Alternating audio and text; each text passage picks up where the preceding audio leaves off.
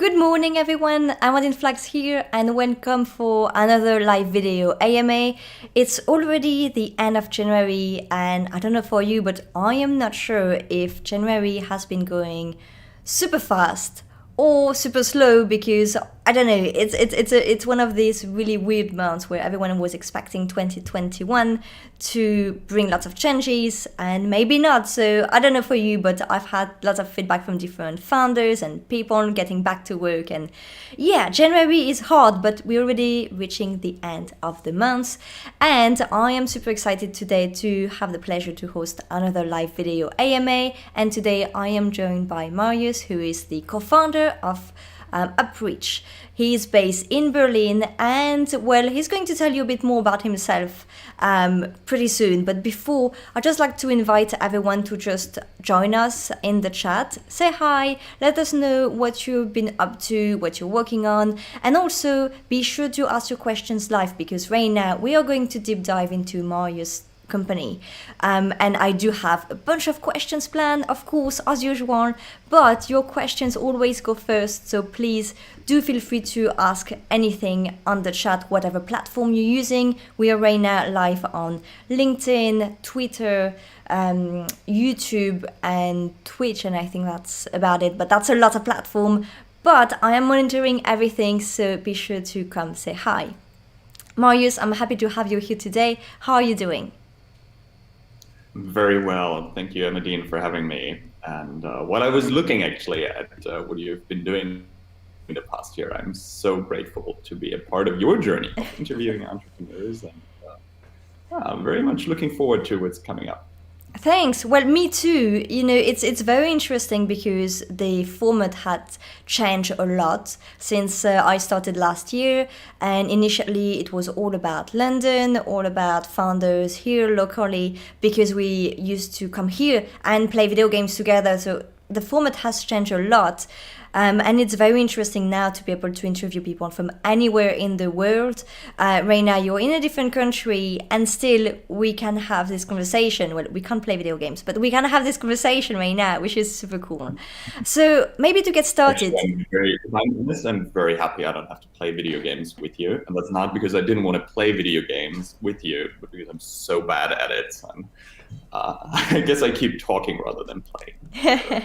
Well, that's one of the feedback that I have a lot. People kind of found that funny, but in the same time, it terrified lots of my guests before coming on the stream because they were like, oh, I don't want to play video games. I'm fine with the interview part, but I'm not really super comfortable playing video games. And every time that was kind of the part where I had to smooth the corners, you know, and be like, yeah, no worries, and explain a lot of things. But anyway, let's get started. Can you maybe tell us a bit more about you and your company, what you're doing now? Sure, definitely. So UpReach has started actually as a heart project of mine. So what I mean by that is that I've been an entrepreneur now 27 years old for more than 10 years now. And it's always been within me, which I'm deeply, deeply grateful for. So while others were walking through school, you know, back in high school, and they were asking themselves, what should I do with my life? Or back in university, I always knew I wanted to be an entrepreneur. But then what company actually, right? And so I was one of these very analytical minded, you know, high school and university boys, having studied business as well. Oh my God, sitting there and making their big tables of like, what company to launch, which market is interesting, which model. And then realized it all developed organically for me. And that was beautiful to see the journey evolve, actually. So we started back from a hobby of ours, my co-founders and me back in high school, of starting a photography agency. Actually started with a blog, developing into a photography agency, developing into the idea of why don't we join three huge trends we see out there. One was what I call the selfie revolution. And that is like, by not only teenagers, but even my parents all of a sudden, and that is new in history, loving to take portraits of themselves. This has never been the case. Right? It's a little bit funny, but then when you think further, what does it mean for self-identity and so on? It's an important part of how our society develops. And then the second trend being the power of social media that back then in 2012 around like really came up with Instagram being bought by Facebook 30 and really showing us what's coming up there. And the third part, the very first development of augmented reality or mixed reality experiences. And also that is very interesting because mixed reality has been on the hype cycle for 10 years now, and people are waiting for it to finally become a mass market product. But coming to UpReach, what we tried to do there was joining all of this and making it accessible for the experience economy. So what we built as our first minimum viable product back in 2016 was a further developed and evolved version of the classic photo booth that obviously brought selfie features, being able to take a picture or video into it, but merged this with augmented reality, being able to see yourself in a virtual world that is tailor-made to the specific brand that bought it.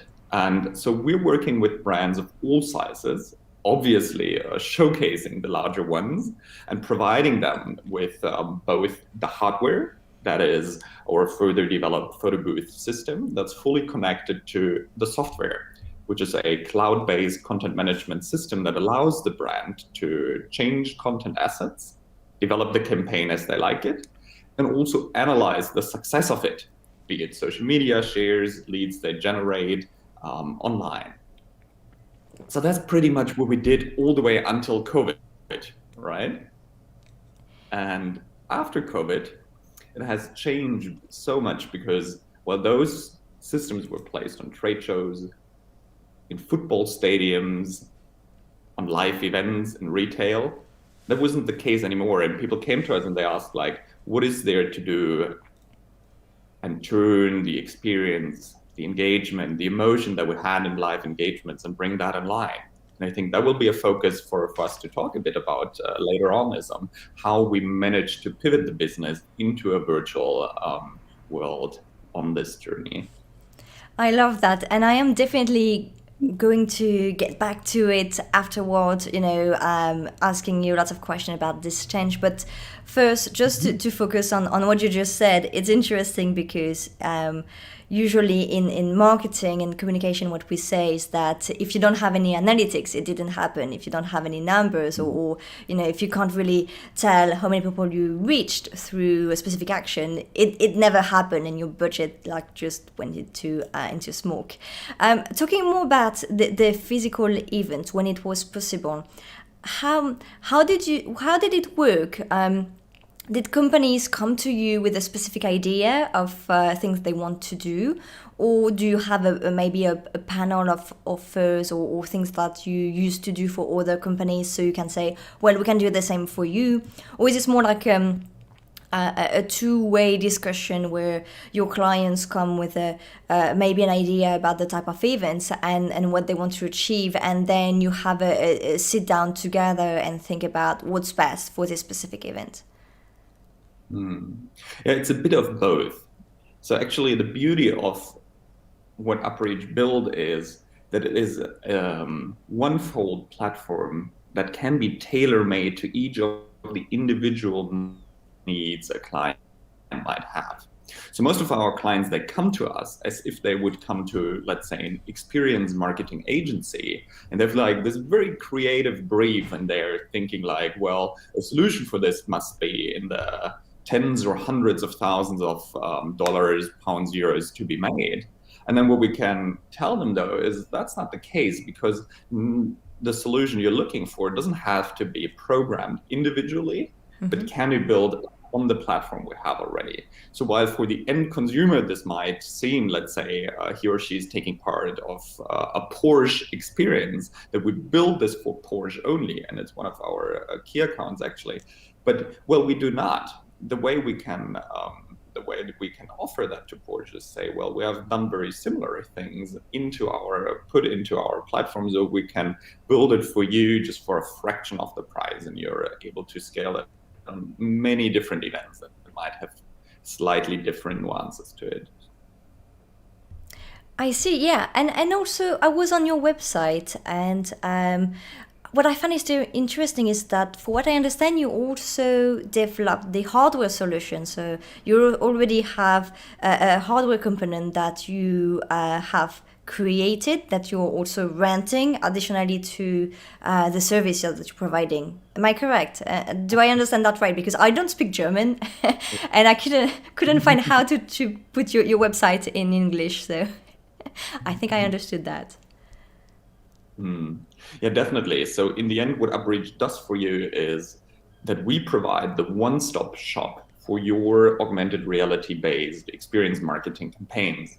And by that, I mean that we provide you with the right hardware that we're actually building within Europe with a partner in Germany, very close to Berlin, that we build the software platform that I mentioned just before, both cloud-based as well as installed on the individual photo machine.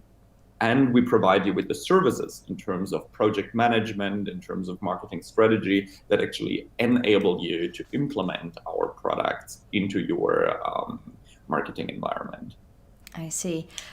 It's okay. You said that AR, so augmented reality, has been around for a long time, and well, I can't disagree, because I used to work in this space, in this ecosystem, for quite some time. But application kind of took time to really unfold and be around, and now we don't necessarily, when we interact with augmented reality, we don't necessarily think about it as being augmented reality. Like when we open Instagram and use a filter, we don't say, oh, we are doing AR. We just use a filter, right? Do you think that for your clients, it's also the same? It's not really about just doing augmented reality like it could have been the case a couple of years ago, just to use the technology, but it's more about providing the experience itself and whatever how it's called. I'm definitely with you that while augmented reality might be a technology that's very interesting to tech nerds like ourselves, that's not what the client is primarily looking for. Obviously, there's the occasional marketing manager who comes to us just with the need of, my boss said I need to do something more innovative. I need to do augmented or mixed reality solutions, so we'll help them out there. Most of us, they come to us with very concrete, oftentimes quantifiable goals that they want to reach. Let's say they say, we want to increase our social media reach. Or they say, we want to increase our revenues through our offline retail store or our online e-commerce store. Or they say we want to generate leads. And what we do is just provide them with a tool set, and augmented reality just happens to be our speciality there to reach that goal, but not by the means of it, but only very much focused on what their specific target is. Yeah, okay. Building Olympia on Twitch says it's like a one-stop shop. Yes, exactly. So, talking before we talk about COVID and the effect of COVID on your business, just to get the bigger picture, how many people are right now in the company? You've been running for quite some time now. So, how long have you been running the company for? What has been maybe the biggest milestones? Like, what's the big picture of the company today? So I started UpReach together with my three co-founders at the end of 2016, right out of university, which was pretty scary. But as I said, like we felt ready to it, and we really wanted to jump into the entrepreneurial experience after having built a business for so long on the side. And it has grown steadily from our own capital. So that might be an interesting twist to the story as well. We're self-funded, which is not very common in the Berlin and London startup space anymore. And build it to become a roughly 2 million euros in revenues and 25 people company by the beginning of 2020, until COVID, I have to say, because COVID obviously has been a huge impact onto the experiential economy. and the live industry in specific. So actually right now, the team is roughly half in size, and we're still recovering in our pivot. But so that's pretty much the way it went. I'm very happy and grateful to gaining traction again. Okay, so we have mentioned that COVID had an obvious impact on your business. So I guess, well, let's talk about it, right? So it's been now almost a year since there haven't been any in real life event. Everything is now online and virtual. And I don't think they're going to be back for quite some time, looking at how things are going. And everyone is we're just hoping to get events back in 2021, but I doubt that's going to happen. So how did you adapt? What has been your mindset? You said that your first decreases the number of people in your team, and you also had to offer different type of services. So how does this work now? What does it look like now? Yeah. Maybe let me start off by saying that it was a very humbling experience to go through that intense crisis of like losing 90% of our revenues from just one day to another. But also one that from an entrepreneurial perspective and from a personal perspective, I'm highly grateful for. And like the first learning, and maybe that helps to understand what and how we changed as an organization, was the strength of the relationships is really what matters also in business.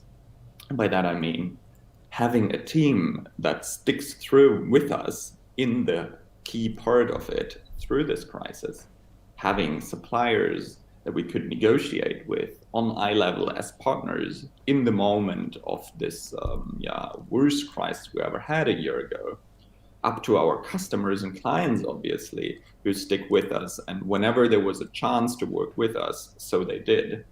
So that was an immensely grateful experience to know those people are on our side. And then what we did was focusing on those resources and seeing what we had and looking for ways where to apply that.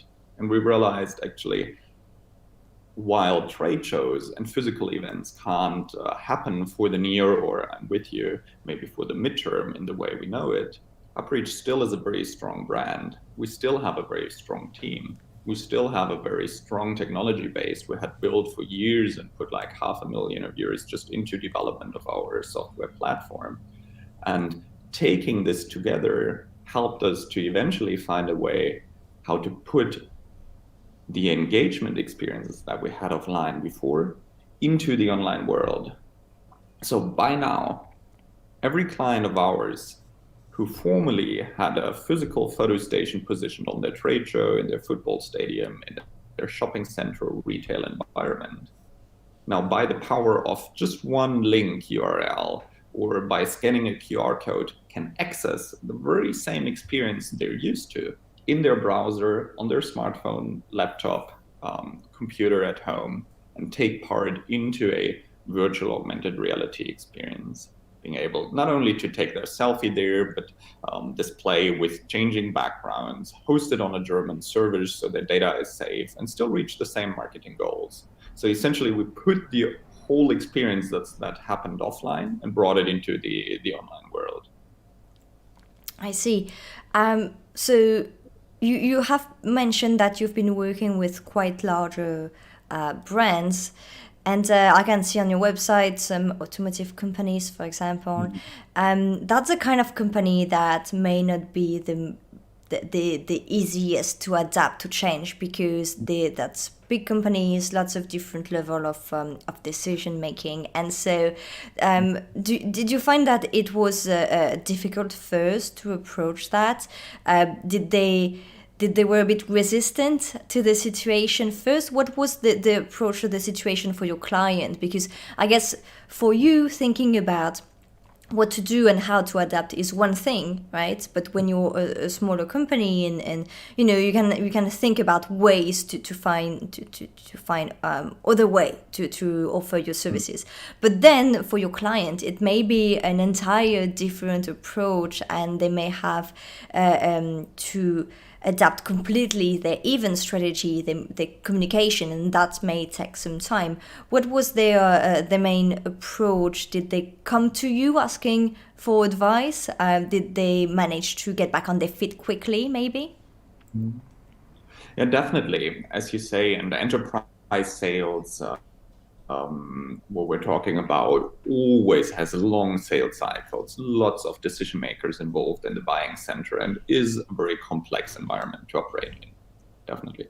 But while I'm saying that, what I realize is that as entrepreneurs, what we really are is problem solvers, right? Yeah. We're painkillers. Our products and offerings are painkillers. So while we manage to find the customer's pain, and that is true for enterprises just as well, we're able to shorten sales cycles, we're able to shorten the connection and the way towards the client. And I think that lots of those big corporates, be it in the automotive industry that you mentioned, be it in FMCG, be it in other industries, what we're watching is that they're deeply in pain and have a need to connect to their client base again, the way they did before through offline and physical channels. They cannot only do that online, but what they are looking for is for ways to merge the on and offline experience.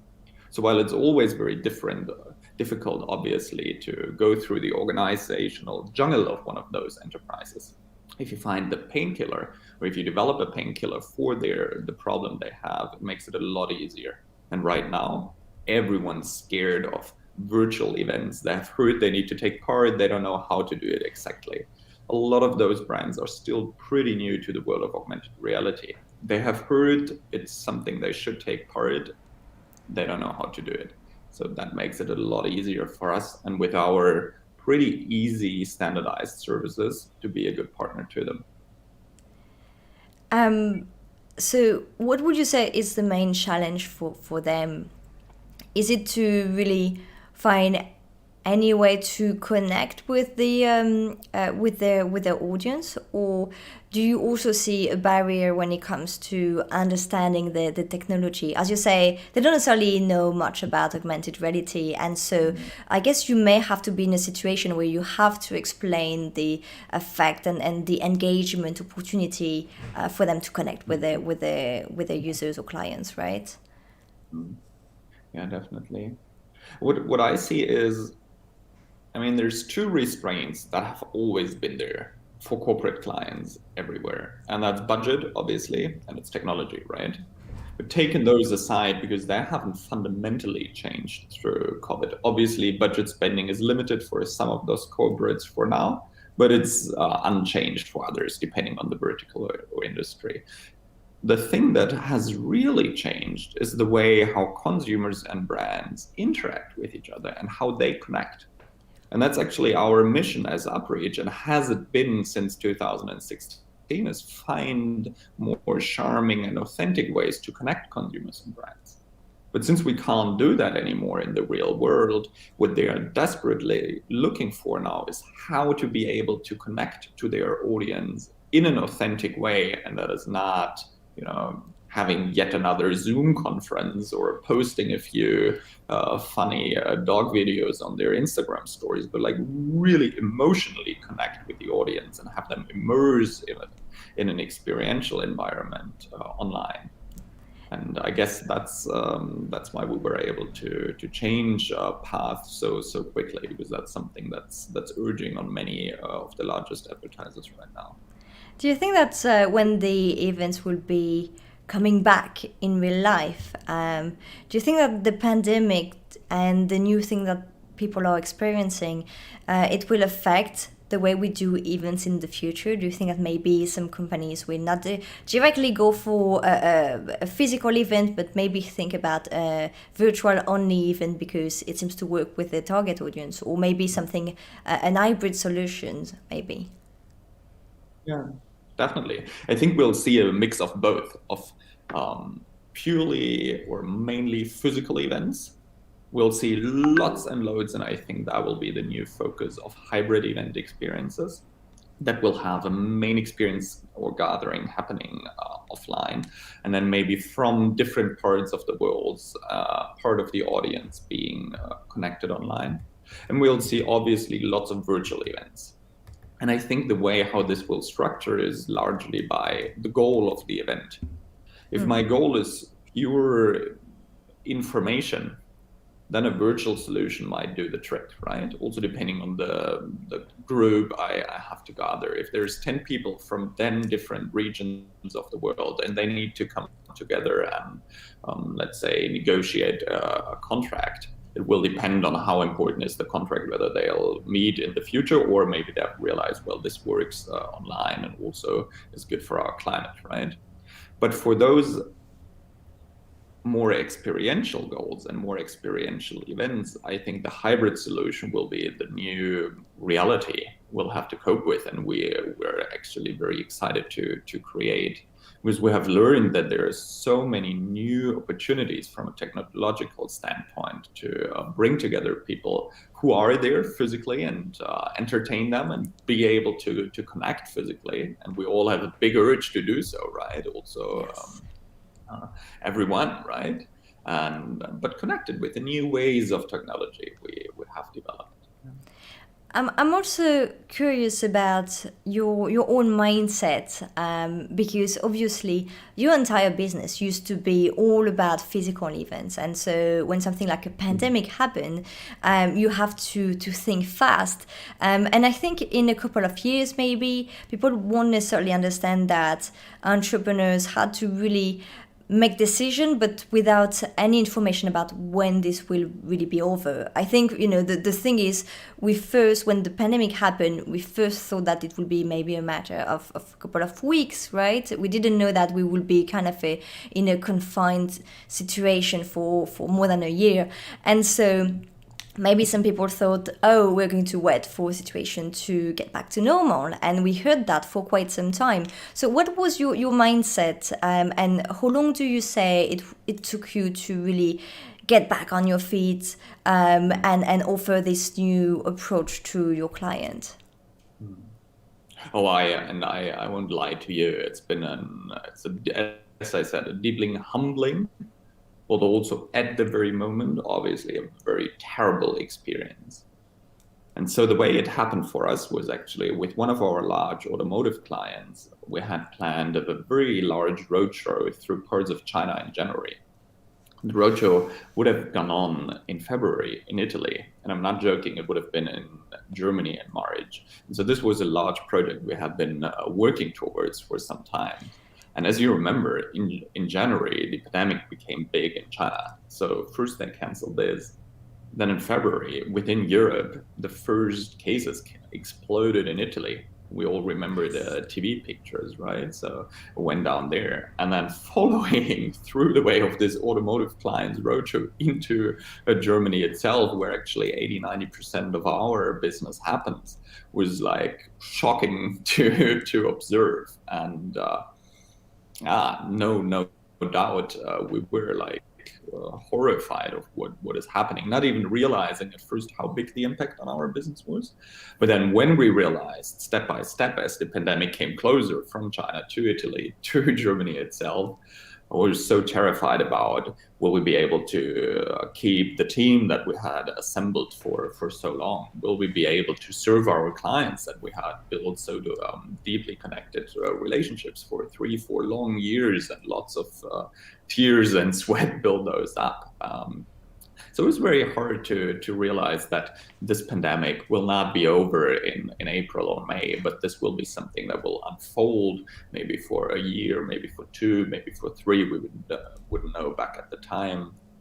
And it will change the world, the life experience world, and how it works forever. And I think as an entrepreneur, it's very important to do both, right? Find maybe the time and space to be sad and to be horrified and to be scared, because those are human experiences, right? And really realize, wow, shit happened. and be honest to yourself and see, well, it hurts. It's the company, my baby I have built for many, many years. And then on the other side, obviously, find a healthy mindset of, despite all of this happening, me as an entrepreneur and my organization, if we want to survive, we have to get our ass up from the ground and get running, right?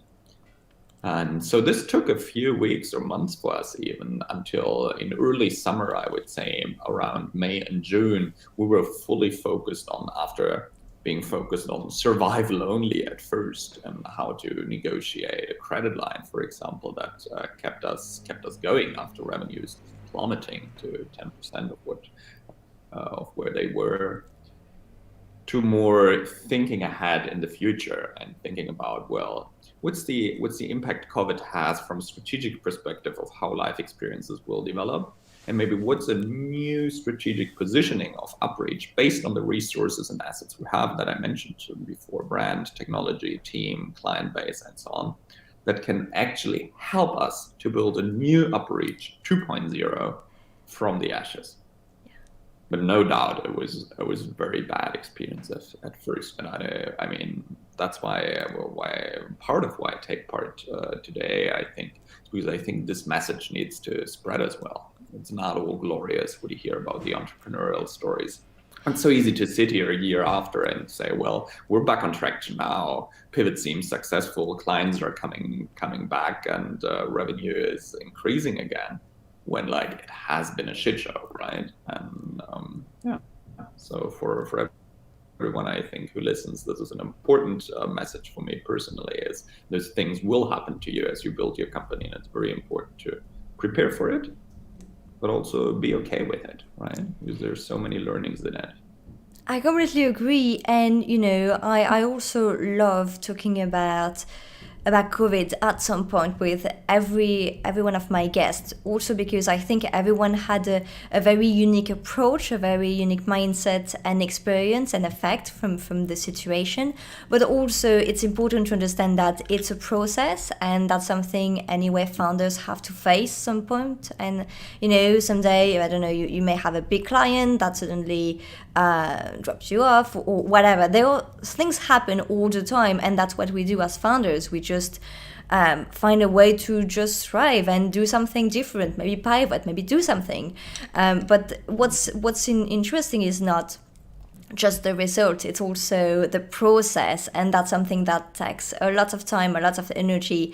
And even if we know we're going to face some stuff, we're never 100% prepared for that. But I want to see the positive aspect and think that after going through COVID, entrepreneurs will be more resilient because they've been through this huge thing that just dropped on them, and so we just learn how to adapt faster. And just learning from each other. So I really think that it's so important people just open up and not just talk about, okay, today everything is better, we're back on our feet and everything. But it's important to talk about the process itself. We talked really quickly about the fact that you have started UpReach right after uni. You just had your bachelor, same for your co-founders, and started a company. And that's a big step. Would you recommend some young people to do the same? Just a fresh diploma in their pocket and just get out and start your own business? Is it something that you would do again, maybe? I think it's way easier, and I would like I would prefer to answer that question for myself rather than to anyone else, and rather share my experiences maybe than to really recommend someone how to build their own career path. But for me personally, I would do it again, but I was in a very unique situation as well, having built side hustles for, even at that point, 2016, for 6-7 years, together with the same group of co-founders. So we had a very intense bond of a team, which I think is the first element you need for every successful venture. And second of all, those side hustles provided us with a constant cash flow already that we were able to, without any outside capital, build UpReach from it. And I think that's the second big aspect that needs to be in place. It's like some sort of funding.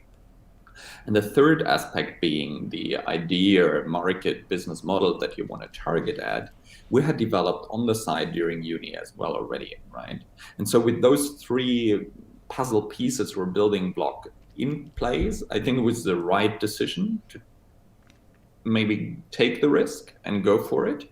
And despite everything that has happened, and we talked a lot about COVID, I mean, it has been an immensely great experience for us. I've learned so much as a person, we have grown so much as a team and so much as a company that I'm very grateful for having taken the risk. But I think every situation is different. And if those three building blocks aren't in place for you and you're still thinking about whether you should take the risk and go for it, maybe directly after uni even, there might be situations where it's better to wait a little bit, build connections to potential co-founders, think about ways to fund the company maybe with external capital. And there might be situations where you first want to analyze different markets, build maybe an MVP product and just try out the business model before you get started. But for us, as all of those were kind of in place, or we had a rough idea for them already, it was way easier to get started right away.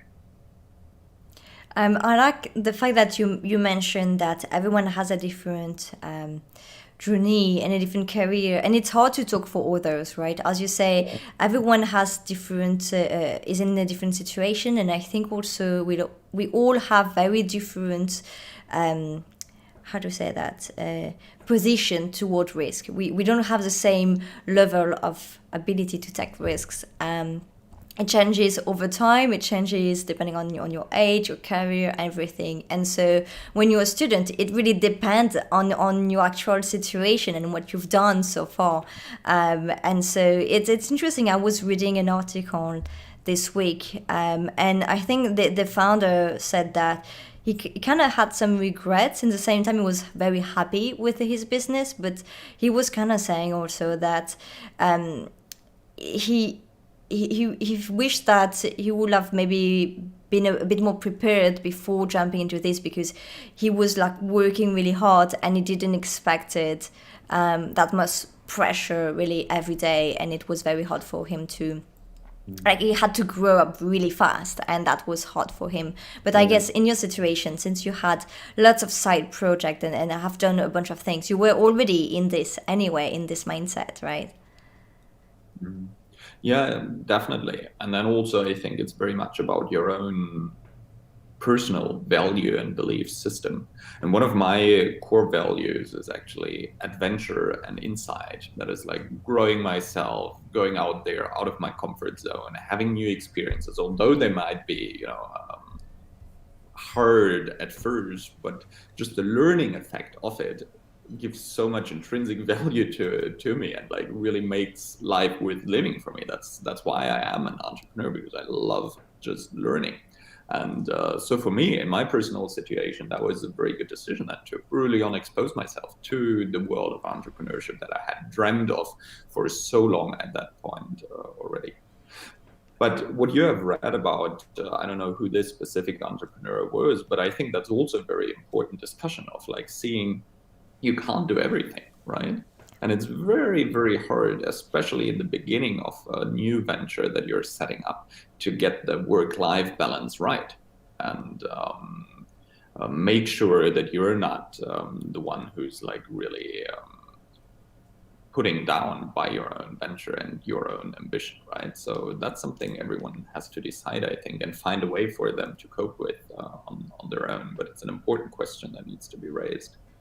Yes, and nothing in life prepares you for that. There is no equivalent. You can do whatever degree you want to do. It won't change the fact that the day you start your own company, you have to start from scratch. You're going to make mistakes, you're going to learn a lot of new things, and nothing could have prepared you for this experience. Maybe, oh, yes, maybe one thing, maybe working directly with a founder at some point, like being part of a journey early on. Maybe that could have given you some insights, but that's it. You have to learn everything by just doing it at some point. Something that also you said several times is that you have been bootstrapping the company, and so you all put money that you already had on the side. And I think it's something that too many people are praising on every founder's fundraising and getting external investment, and well, that's okay, but I don't think that we give enough credit to people who are bootstrapping and just focusing on revenue. How did you take this decision? How did you start it for that, and how did you get your first clients maybe on board? Did you have a secret for that? Are you just super good at selling things and a salesperson? Yeah, I think there's two answers for it. So first of all, why did we decide to bootstrap UpReach rather than get external funding, be it credit-based or the usual way through business angels and venture capital funds? And for that, I think there's different types of businesses, just in the way how the business model works, how well it scales, how large the scalability effects are. And we came to the conclusion after we had looked at UpReach for the first year or so, already bootstrapping the company, and we had thought about whether should we take on venture capital and try to scale this at a much faster rate maybe than before. Came to the conclusion actually UpReach is it's a beautiful business model, and it can provide so much value, but it can provide that in partnership with its clients. There's no real big benefit of growing this company faster than it does, because there is no arms race at this point of many largely funded company at the same time who do the same. And also the scalability effect of UpReach is not that we're trying to build the next Facebook or Google there. And we were very clear about that from the beginning. Like UpReach can be a big player in the advertising industry, but a lot of players there have been built without venture capital. So I see there's just different cases, right? And I don't see that UpReach necessarily is a venture case, but rather more of what I call a dividend case, right? In its mechanics. And then maybe the second question was of like, how did we approach it? Knowing that we want to bootstrap the company, how did we approach this? And I found, maybe we were lucky, but we found a few just simple hacks that worked very well for bootstrapping a business. And so the first for us was winning clients through an existing product that we made evolutionarily better, right? And so at this point in 2016, when we started, people knew already what augmented reality is. They had heard of it, at least in the larger marketing corporations, and they knew what a photo booth was. So the sales pitch of telling you, well, you know what a photo booth is, and you're maybe using one for corporate events already, maybe you even have one on your trade show just as a fun way to take pictures and entertain people, and maybe you've tried on very first augmented reality experiences. Why don't you bring that together and make this really work for you on quantifiable marketing goals? That was an easy pitch to do. Even at that time, inbound marketing worked very well for us in the beginning, as a lot of people would Google, for example, photo booth on a trade show. And so when they called us, and after lead generation process, and they called us and asked us what we could do, they were astonished by, well, this is possible, right? I just wanted to have a simple photo booth that takes a selfie of me, and all of a sudden UpReach can provide me to the more or less the same price, like this marketing tool set for me to work on with my trade show. That helped us a lot. So looking at what is there already and do that incrementally better at first. And that was at a time where we didn't even have a software platform around it, but just got better with every client project we did. And what was the second hack? You said that was the first hack? So that was first hack was getting inbound leads of like setting up somewhere what exists already and make that incrementally better. And the second way how to do that was like through search engine marketing, right? because that shows you what people are looking for already. So in our specific case, that has helped us a lot. That's good. I think it's quite inspiring for people because it's good to see. It's what you're describing isn't like a new solution coming out of a hat, right? It's everyone hear about sales, input marketing, outbound lead generation. That's kind of words that we all come across when we research about how to sell our product and our solutions. But then it's all about how do you approach that? How do you really take that into your own business? And I guess that is the real secret sauce, right? It's not really about the tactics or how we name it, but it's really about how we apply that to a specific business and being able to just pick the same language as your client is already the big first step. And then you kind of you don't reinvent everything, you just apply it well to your business, right? And same there. I guess there's different ways to do things, and there's different ways to entrepreneurial success. And while others go very successfully with setting up a completely new way to approach a market or to approach a customer need, that is the case for venture finance in my way. But the way we approach is by growing steadily but continuously and getting better by project by project by project by project by product iteration by product iteration and product iteration. And that works very well for a bootstrapping case. And maybe a second dimension to this, again, is it forces you to sell as well, which I found was, it was beautiful, actually. I mean, it was very hard, of course, at first, just the four founders of us sitting there paying out every month 1,300 euros. Maybe that's interesting to share, to just, survive in Berlin. There was like hardly any money for us personally to spend, but it forced us to be like, immensely concentrated just on selling and building a product that people wanted. And I think the sales process in that sense can be actually very, very helpful if you listen well on what the client wants rather than just sell you the product that you have built. So in bootstrapping, I see a lot of it comes from a good sales process in the end. I completely agree, and I would even say that, in my opinion, it's two very different mindset. And so, if you have just been exposed to, let's say, the part where you're building the product, and you haven't done anything towards sales, it's kind of difficult to sometimes make the shift, and you can be stuck in just improving your product on your side, on your end, and not talking to your customers, and that is a big risk. And the day where you have to have your sales hat and go to your potential clients, then you may just. You have to be in a different mindset, and it's not just about being a bad salesperson and being out there, but it's just about approaching things differently. And as you said, being an entrepreneur, it's all about learning.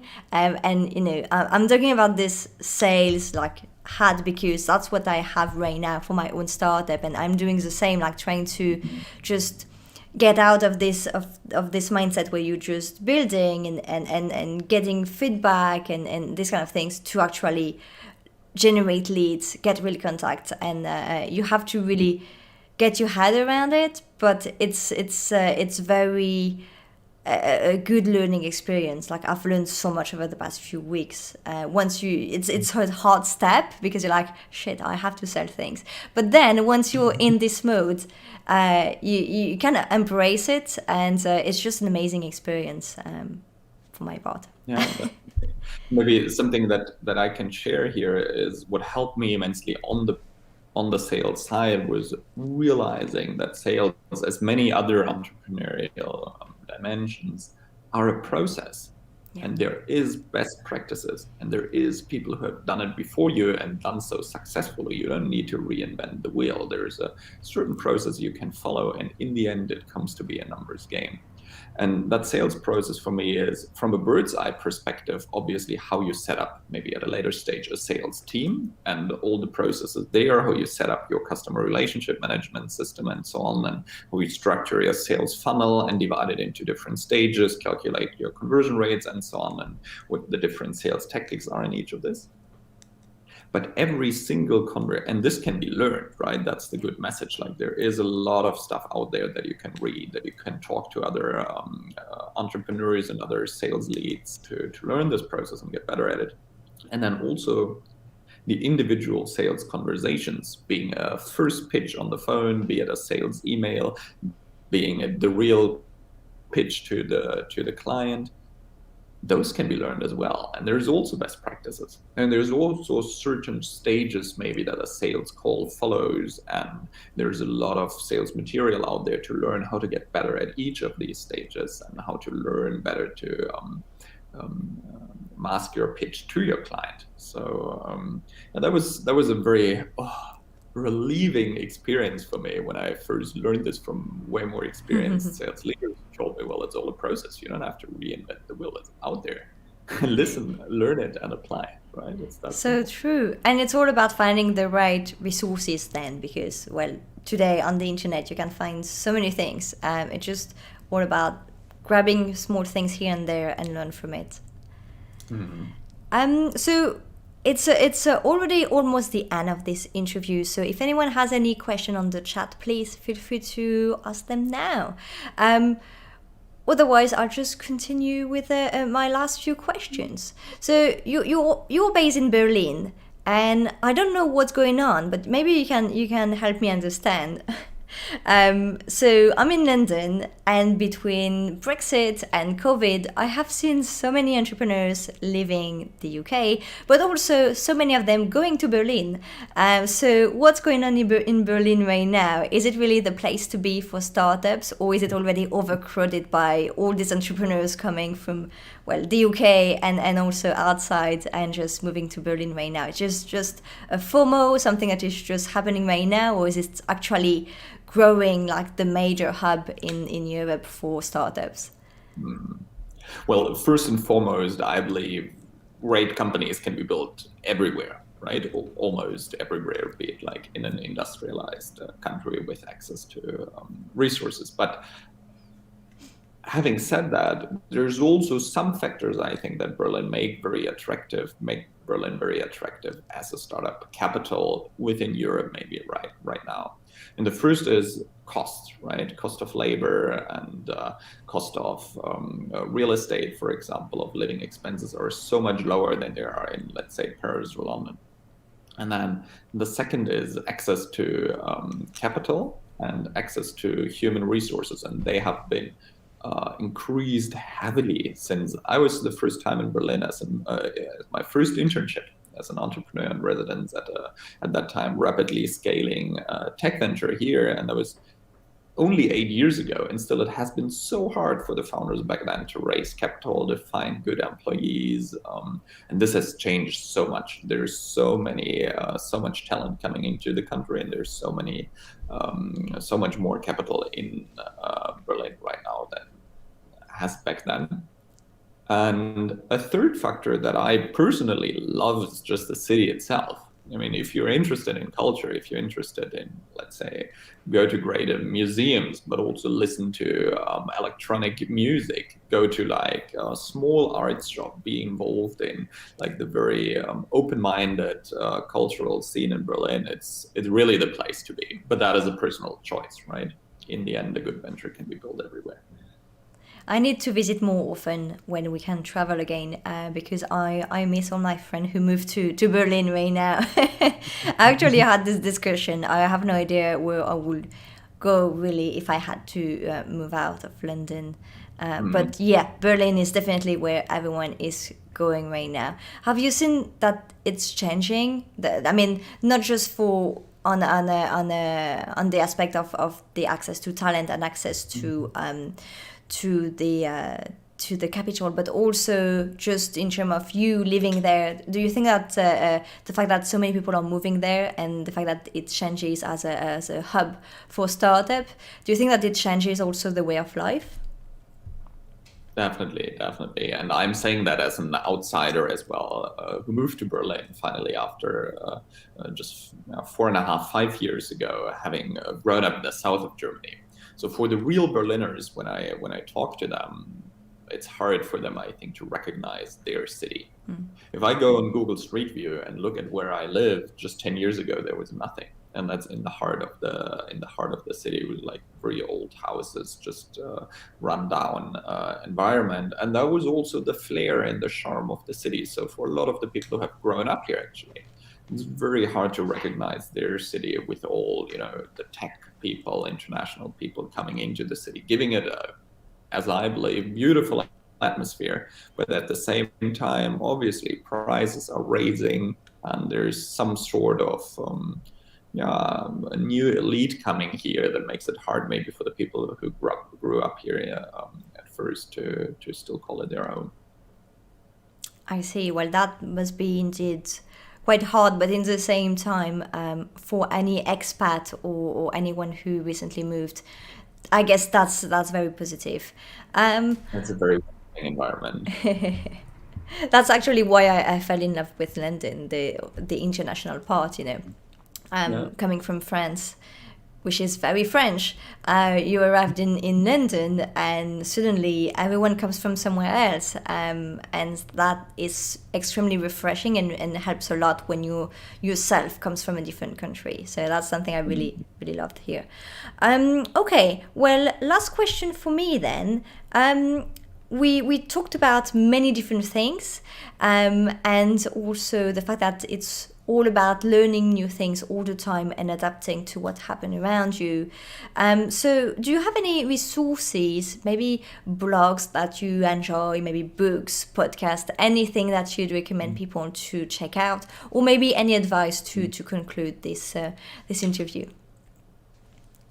Yeah, sure. And I'll leave the podcast and video and reading books and online articles to you, because there's so many resources out there that you can find easily online. And the number one advice would help me a lot to build my identity as an entrepreneur, and I think helps me to grow as an entrepreneur, even in the hard times that we talked about, where I'm struggling, is having the right group of people around me. And one very nice hack to do this, other than obviously the great friends and family that I'm very grateful to have in my life, is the so-called Entrepreneurs Organization that I became a member of in 2018 in Berlin. And they have shops all around the world. There is one chapter in London as well that I can highly recommend. And it's basically for entrepreneurs a way, a little bit like a self-help group is structured. You meet once a month, and you share both entrepreneurial as well as personal struggles with others in the group and help to build your business. So that's something that I can highly recommend, whether you do it with that organization specifically, it's called the Entrepreneurs Organization, or EO, go and look it up online, or whether you just have an own group of friends and entrepreneurs that you can share really everything with. I think that is my number one advice that helps me to grow as a person. Amazing. I love that, and I couldn't agree more. Where can we find you online? So I think I tagged you on Twitter because, well, Twitter is my main. That's where I spend too much time all the time. But where can we find more information about what you do? Maybe follow your progress? Yeah, there's like a decade-old Twitter account of mine that I think isn't very active anymore. So please do connect with me on LinkedIn. Just come look up UpReach.com if you speak German. If you don't, send me a message on LinkedIn. I'm very happy to chat and see where it's going.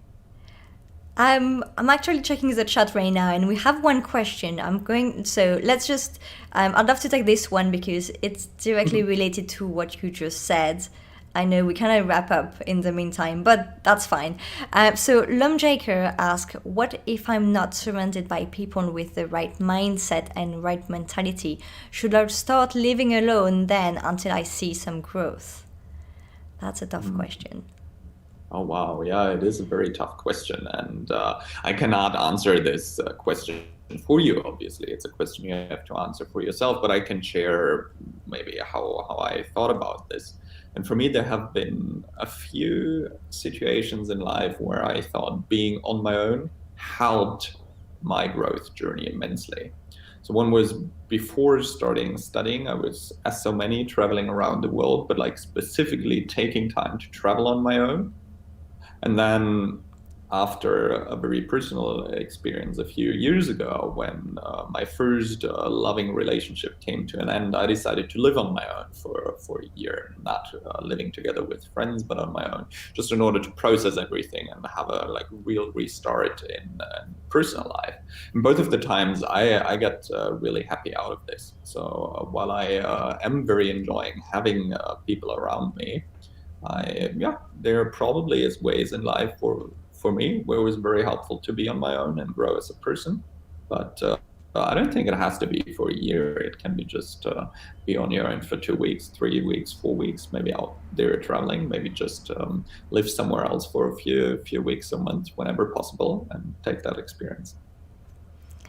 Yeah, I think also this situation is depend on where you base the culture. That changes a lot of things, and sometimes being on your own doesn't necessarily mean being lonely.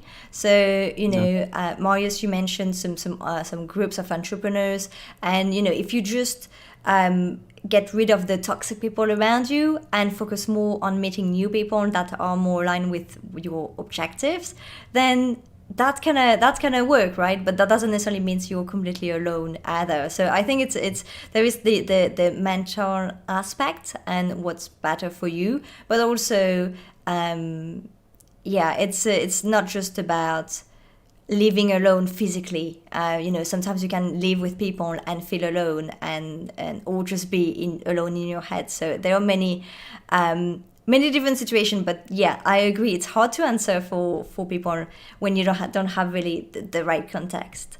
But anyway, thank you so much, Marius, and thanks for taking this last question. Really love your journey. Thanks a lot for joining me on this stream today. Super interesting. For everyone, the video of today will be available on my YouTube channel on Monday afternoon. That's where I post the video usually, and that's where you can find all my previous interviews. As I said, my main social media is Twitter. Well, additionally to YouTube, I guess.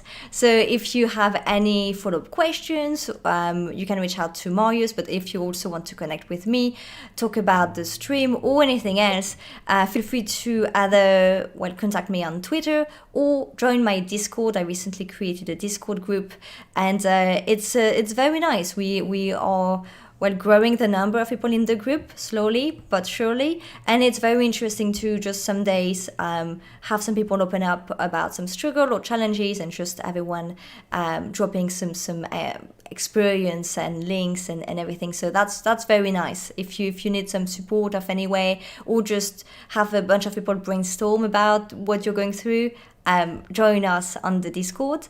And that's about it for me. So I'll see you in 2 weeks for another live video AMA. I'll announce my next guest on social media a couple of days before. And in the meantime, enjoy the weekend. Get some good rest. Take some time for yourself. And I'll see you in 2 weeks. Thanks, everyone. Bye. Thanks, Amandine. Bye-bye.